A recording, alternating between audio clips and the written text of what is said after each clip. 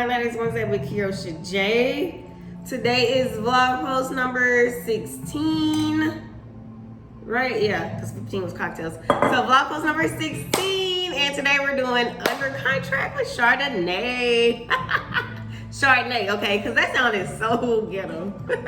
Like, why did I break up Chardonnay like that? Like, just Chardonnay. Just we're finally under contracts and we're drinking Chardonnay today. Just to be simple. Boom. So how have you guys been? Oh my gosh, I'm so excited. Last time we talked, we did cocktails, but before that it was vlog post 14 where we were talking about the whole home buying process. At that point we were house hunting. So now what happens when you're finally under contract? So before you get under contract though, let me backtrack a little bit. Sometimes you can find yourself in a multiple offer situation, especially with the market right now. Multiple offer situations, because I know I probably said that really fast. So the way the market is right now, I mean, I have not done a deal where there have not been competition. Like, it's like inventory is low, it's crazy. So before it gets accepted, you will find yourself in a multiple offer situation where, I keep on saying that so fast. So, I mean, if you do get in that situation, hopefully, that's why it's so important to get pre-approved before you go look for a house. Like, a lot of times, I mean, you already know how much house you can afford once you're pre-approved. So now, hopefully, you're not looking for a house that's like right on your budget. Like, say you get pre-approved for a house that's $250,000. Hopefully, you're not looking for a house that's right on $250,000. Like, hopefully you're looking a little bit lower, or maybe you have a little bit extra money that you put up if you have been saving, and now you can play a little bit. Because I mean, if you're not paying with all cash and not lowballing, then I mean, depending on the type of loan that you have, you're not going to be in first place when it comes to multiple offers. But that's a whole nother situation. So now let's say, also negotiation strategies. That's where my expertise comes to play. And negotiation does not just, it talks about money. Like, there's a lot of different things that when it comes to negotiating, getting an offer accepted. You haven't hired me yet, so I ain't gonna tell you all those. So, okay, but let's say, okay, you did all of that, and now your offer is accepted. So now what happens next? The first thing, once you're under contract, is the option period and getting the earnest money deposited. So, okay, so I'm just gonna be like, I'm not gonna like give you a whole contracts class. I'm just gonna give you some pointers on what happens next, you know, with the whole home buying process. So that's why I'm doing this. So, okay, reverse. Once you're under contract, you have to make sure you deposit the earnest money, which is basically a deposit on the house. A lot of times it's 1% of the sales price.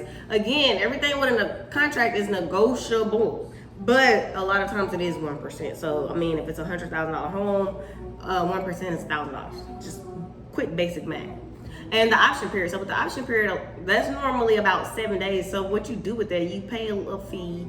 So if we're gonna go with that example of a $100,000 home and the earnest was $1,000 for the deposit, option period for that type of home would probably be $100 for 7 days, depending, you know, again, everything is negotiable, but let's just say it's gonna be $100 for 7 days. During that 7-day period while you're under contract, for those 7 days, this is where you go and get your inspection. Now, it's very crucial with the option period. You get your inspection, you find something, or you don't find something. But either way, with the option period, you can back out of a contract for any reason. Whether you found something during that inspection or not, you just decide you don't want to buy this house no more. So that option period gives you that, like, oh, I don't know, you know, type situation. But yeah, it's mainly for you to get the inspection. And then of course, when you do get the inspection, if you do find something, that's when, okay, now you negotiate. So that was the quick tip for today. We're finally under contract. I'll be going through the contract. Again, I'm not gonna be teaching the contract. I'm just gonna be giving a little bit of pointers about what to expect. Meaning, okay, I told you all the things you need to, like when I told you need to save and all of that. Meaning when you get under contract, you need to make sure you have that money. To get an inspection, that's like about $300. It just really depends on who does it. And like I said, the option period is always about somewhere around 1% of the price of the home. So just things to remember when you have your coins set aside. So again, I said we were drinking Chardonnay today. I was trying to do it again. Chardonnay. Oh my gosh. I'm just, Lord. Ratchet. Anyway, so the bottle I have today is Saint-Romain Combe Bazin. Of course, it's from France.